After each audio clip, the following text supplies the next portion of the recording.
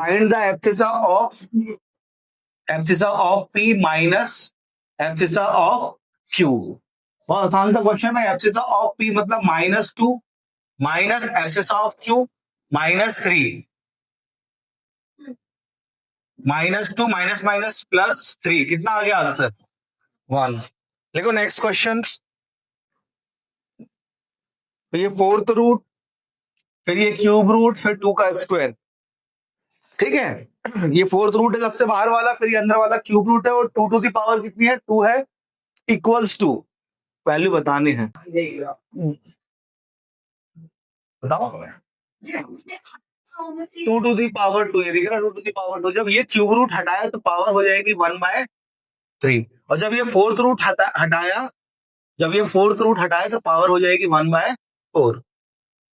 Power के ऊपर power, तो पावर का क्या हो जाएगा? मल्टीप्लाई। इस सभी पावर का मल्टीप्लाई होगा। 2 1 जा 2 2 जा, कट गया तो क्या बचा? 1/6, 2 टू दी पावर 1/6। ऐसा ऑप्शन तो ठीक है, नहीं तो ऑप्शन ऐसा भी हो सकता है, यहाँ 6 लिखेगा और ये क्या हो जाएगा? तो आंसर है ये लिखा हुआ ऑप्शन में, तो आंसर हो जाएगा। छोड़ो।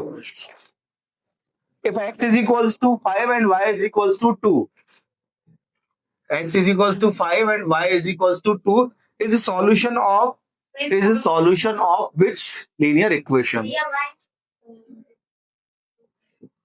Is solution of which linear equation? आपको ऑप्शन लिख रहा हूं, पीछे आप लोग आंसर मत देना ना। 5x plus 2y is equals to 7, x plus y is equals to 7, 5x plus y is equals to 7। ठीक है भाई, तो ये है ऑप्शन सी, इसी को सेटिस्फाई कर रहा है। x की वैल्यू 5, y की वैल्यू 2 इज इक्वल टू कितना आ जाएगा? 7, और इक्वल में भी कितना दिया है? 7। अब असर्शन रीजनिंग का क्वेश्चन है ये। रेशनल नंबर लाइंग बिटवीन, हाँ असर्शन, सॉरी असर्शन लिख लो भाई। असर्शन, असर्शन, असर्शन लिख लो भाई। असर्शन है भाई साहब क्या? Rational number lying between two rational number x and y is 1/2 x plus y। Reason is, इसके बाद लिख दिया हूँ 1/2 x plus y। रीजन लिखो।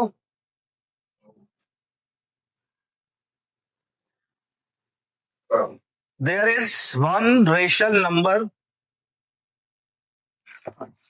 There is one rational number lying between any two.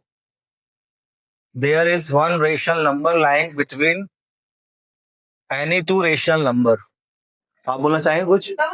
बोलो। A is true, R is false. A is true, R is false. A is not the correct explanation. ये भी चालू हो रही थी तो full down दे दी।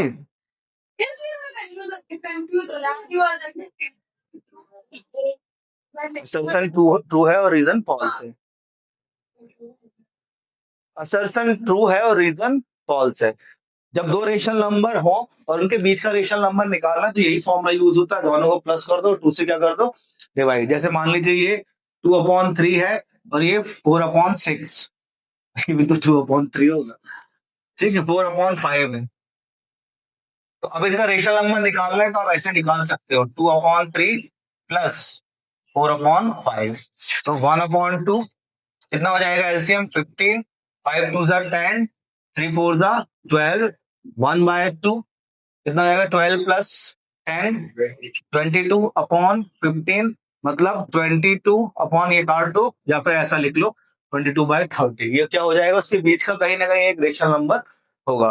ठीक है। अब रीजन में क्या बोला है? देयर इज वन, कर दो ना कैंसिल, क्या दिक्कत है? 11/15। तुमको थोड़ा भी कैसे लगेगा, तुमको बताना जो नंबर आएगा वो उसके बीच का होगा कि नहीं? हाँ होगा। अब आपसे क्या बोला नेक्स्ट क्वेश्चन? नेक्स्ट आपसे बोला देयर इज, रीजन क्या दिया है कि there is one and only one rational lying between any two rational number. False है ये। इनफाइनाइट रेशनल नंबर लाए होते हैं दो रेशनल नंबर के बीच में। क्लियर है ये चीज? तो A is false, sorry A is true, R is false. And बस ये अगर हो जाए तो इसके आगे कुछ नहीं होता। जब नेक्स्ट क्वेश्चन लिखो, इफ टू इंटीरियर एंगल, मतलब next assertion, if two interior angle on same side of transversal intersecting two parallel lines are in ratio 5:4, are in ratio 5:4, then the greater of two angle is, then the greater of two angle is 100.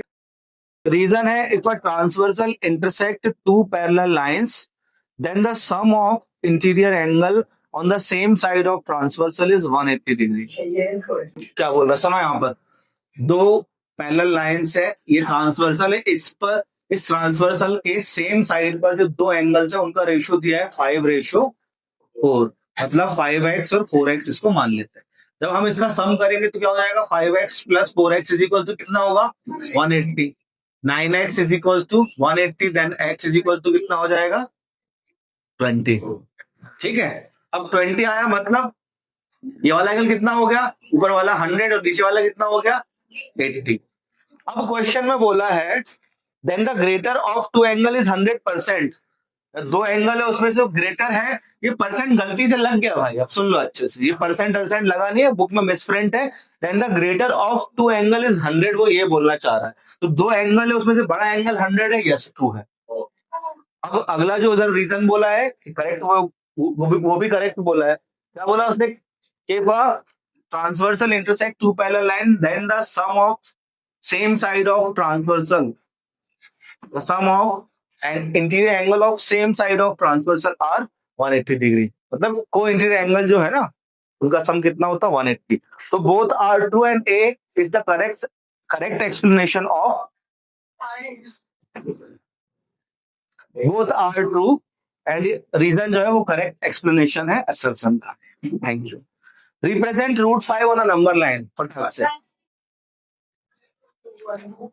सबसे पहले एक right triangle बनाओ, ABC नाम दो, और AC जो है ये √5 हमें प्लॉट करना है, तो एबी और बीसी को क्या एज्यूम करना है वो आपको पूछना चाहिए था।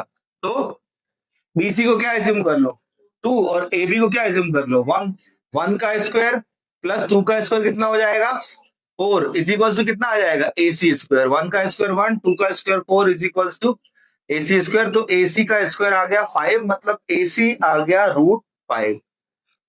ये नंबर लाइन बना दो 0, 1, 2, 3, और यहां लिख दो 1 यूनिट जो है वो 2 सेंटीमीटर हम ले रहे हैं। यहाँ पे कितना सेंटीमीटर ले रहे हैं 2 सेंटीमीटर, मतलब 0 से 1 तक 2 सेंटीमीटर, 1 से 2 सब कितने कितने सेंटीमीटर के हैं 2 सेंटीमीटर के हैं।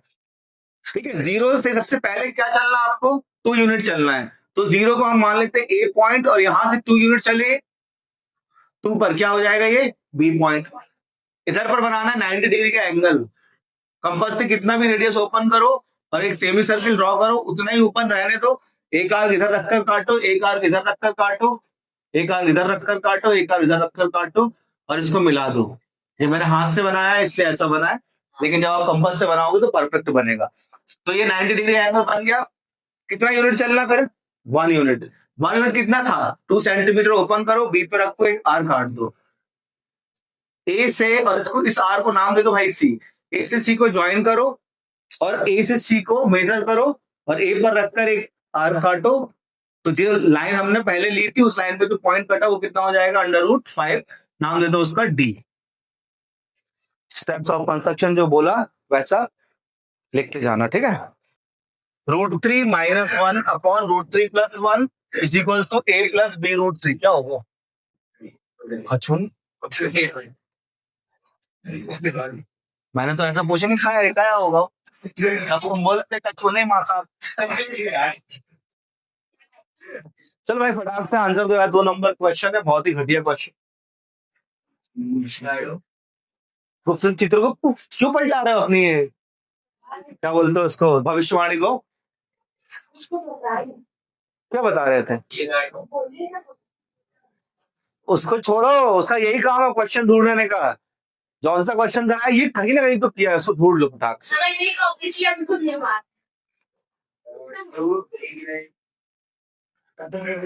तुमने अभी किया सॉल्यूशन?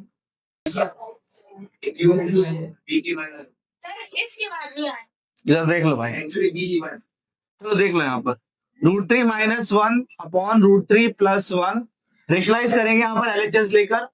√3 - 1 का ऊपर नीचे क्या कर दिया हमने, मल्टीप्लाई। तो प्लीज शांत रहो भाई, है ना। ऊपर हो जाएगी आइडेंटिटी √3 - 1 का होल स्क्वायर, और नीचे भी आइडेंटिटी हो जाएगी a + b a - b। तो क्या होगा, a + b - b a square, मतलब √3 का स्क्वायर 3 माइनस बी का स्क्वायर 1। ऊपर a - b का होल स्क्वायर लगा दो, क्या होता है, a स्क्वायर मतलब √3 का स्क्वायर 3 प्लस b स्क्वायर मतलब 1 का स्क्वायर 1 माइनस 2ab मतलब 2√3 अपॉन 3 - 1 कितना हो जाएगा, तो ऊपर बचा 4 - 2√3 अपॉन 2 कॉमन निकाल लो, तो 2 - √3 बचेगा और अपॉन में 2। तो फाइनल आंसर आया 2 - √3। इसको इक्वल करेंगे हम a + b √3 के। जब इससे कंपेयर करोगे आप तो देखोगे 2 + -1 √3 ऐसा लिख सकते हैं इसको इस फॉर्म में। तो कंपेयर किया भाई, तो a की वैल्यू कितनी आ गई और b की वैल्यू जिसकी भी है ये करेक्ट है, ठीक है। चलो इसको देखो भाई, A C is equals to X D आपको दिया है, A B is equals to X Y आपको प्रूव करना है, सी और डी इसका क्या है, मिड पॉइंट है। A C is equals to है बी सी, बिकॉज सी क्या है इसका, सी इज मिड पॉइंट, ठीक है।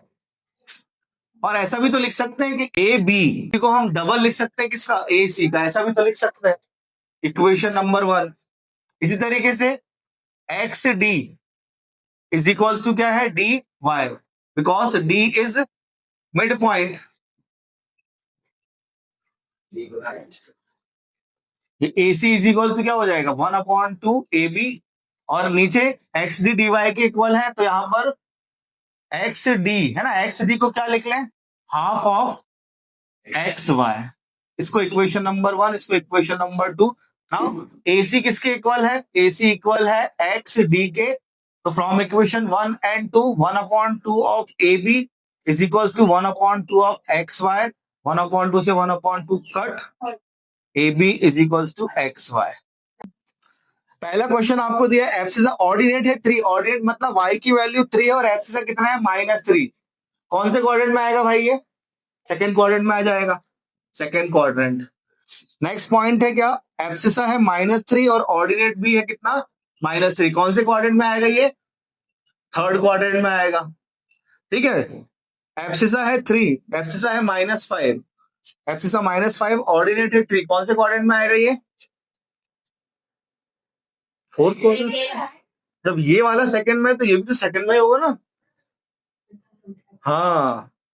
और लास्ट है ऑर्डिनेट है 5 और एब्सिसा है 3, 3,5 फर्स्ट क्वाड्रेंट, फर्स्ट क्वाड्रेंट में आएगा। लिखो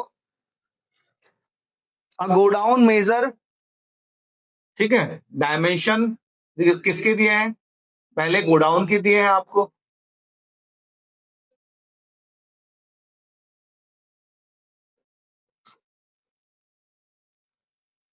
40 metre into 25 metre into 15 metre. और आपको डायमेंशन किसके दिए हैं, wooden crates, dimension of crate, dimension of one crate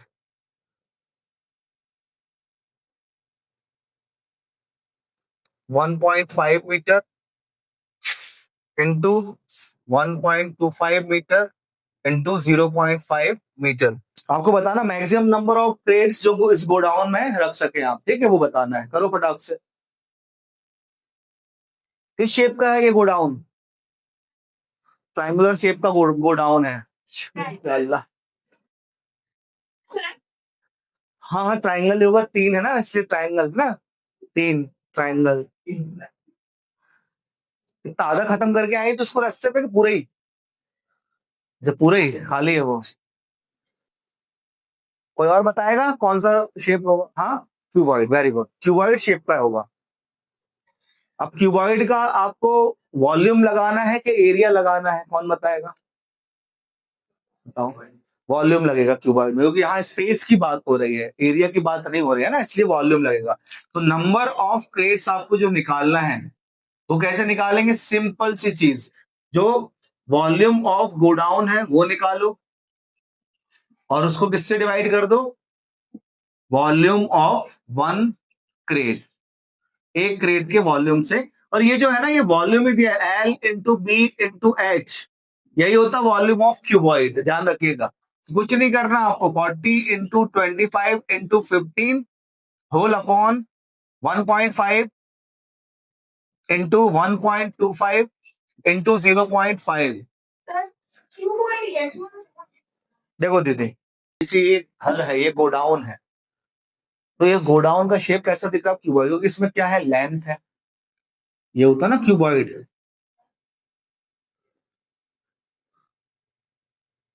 corner को पकड़ा आपने बेटा, पहले उधर देख लिया फिर उसको देख लिया। ये है लेंथ, ये है विड्थ, सॉरी ये है हाइट, और ये क्या है उसकी विड्थ। लेंथ, विड्थ और ये हाइट, तीन चीजें दी हैं प्रोडक्ट में। मतलब क्या दिया है? डायमेंशन किसका? क्यूबॉइड का। ध्यान रखिएगा इसको, क्योंकि आपने ज्यादा पढ़ा नहीं, इसको बोलूंगा नहीं। देखो भाई, इसका आंसर है, इतना समय नहीं लगना चाहिए था। ओ इधर देखो सब लोग, ये लिखा 40 इंटू 25 इंटू 15, यहाँ का पॉइंट चेंज हटा दिया तो 15 इंटू 125 इंटू 5।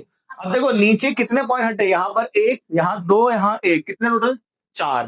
तो हमने ऊपर क्या लिख दिया इस तरीके से, 4 जो लगा दिए 1 के बाद। क्लियर है?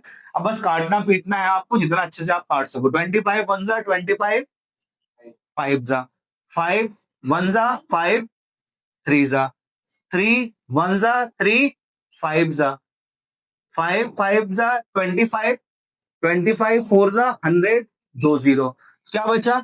4 इंटू 4 16, 1 2 3 3 0, मतलब 16,000 क्रेट्स। लिखो नेक्स्ट क्वेश्चन, लिखो right the statement of Euclid fifth postulate and. हाँ, नहीं नहीं कुछ नहीं करना है, ये पोस्टुलेट का डायग्राम मैं बना देता हूँ। डायग्राम कुछ इस तरीके से है, वो ये बोल रहा है कि जो दो लाइंस है वो जिस तरफ बैंड होंगी, ठीक है, उस तरफ के जो एंगल्स हैं वो 90 से कैसे होंगे, उनका जो सम है 180 से कैसा होगा, कम। If a straight line falling on two straight, sorry, if a straight line falling on two straight line makes the interior angle on the same side of it taken together less than two right angle, मतलब less than कितना, 180 degree. इस side जैसे ये यहाँ पर less than कितने, दोनों इनका सम 180 से कैसा है, कम है। अब आपसे क्या बोल रहा है, then the two straight line if produce indefinitely meet on that side on which the sum of angle is less than the two right angle। समझे? नहीं समझे? ये दो लाइंस है, इधर देखो, ये दो लाइंस है, ये एक स्ट्रेट लाइन है। अब आपसे ये बोल रहा है कि ये दो जो लाइंस हैं, यहां पर जिन दो इंटीरियर एंगल्स, ऐसे दो इंटीरियर एंगल जिनका सम टू राइट एंगल मतलब 180 से कैसे होगा, कम होगा, वो उसी साइड जब आप प्रोड्यूस करोगे ना तो उसी साइड पे आगे मिलेगी, वो ये बोल रहा है। मतलब इधर आप देखोगे, इधर कितना है, सम कम है ना 180 से, तो जब इस साइड प्रोड्यूस करोगे तो कहां मिलेंगे, आगे मिलेगी। लेकिन जब क्या इस साइड प्रोड्यूस करोगे तो आगे मिलेगा क्या ये लाइन? नहीं, ये कभी नहीं मिलेगी आगे लाइन, ये बोल रहा है वो पोस्टुलेट। आए समझ में? तो इसको पोस्टुलेट को याद कर लेना, बहुत इंपॉर्टेंट है, ठीक है। तो भाई अच्छी बात बता, सलाह दे रहा हूँ तुमको, सर्कल लाइन्स एंड एंगल से स्टार्ट हो जाओ सर्कल तक, सॉरी सर्कल नहीं, सरफेस एरिया, वॉल्यूम और क्या, स्टैटिस्टिक्स, एनसीईआरटी निपटा दो इनकी, सबसे बेस्ट तरीका।